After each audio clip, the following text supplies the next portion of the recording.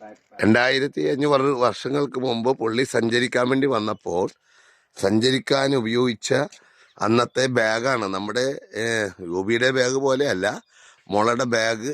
അത് ഉണ്ടാക്കിയിട്ടാണ് ഈ ബാഗിലാണ് ഈ പുള്ളിയുടെ എന്താ പറയുക യാത്ര സാമഗ്രികൾ, അതായത് യാത്രയ്ക്ക് പോകേണ്ട മെറ്റീരിയൽസ് എല്ലാം ഇതിൽ ചേർത്തിട്ടാണ് ഈ പുള്ളി ഇവിടെ വന്നത്.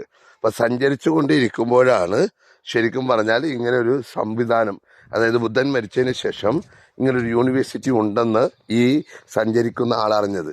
അങ്ങനെ വന്ന് ഇയാൾ അതിനെ എന്താ പറയുക പുനർനിർമ്മാണം ചെയ്ത് ആ യൂണിവേഴ്സിറ്റി നിലനിന്ന് പോയിക്കൊണ്ടിരിക്കുന്നു. ഇപ്പോഴും യൂണിവേഴ്സിറ്റി ഉണ്ട്. അങ്ങനെ ഇതാണ് പുള്ളിയുടെ വിശ്വരൂപം.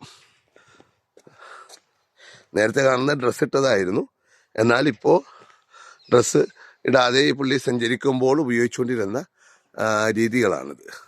ഇതാണ് എഴുത്തുകൾ. നല്ലൊരു ഏരിയ ഉണ്ട്.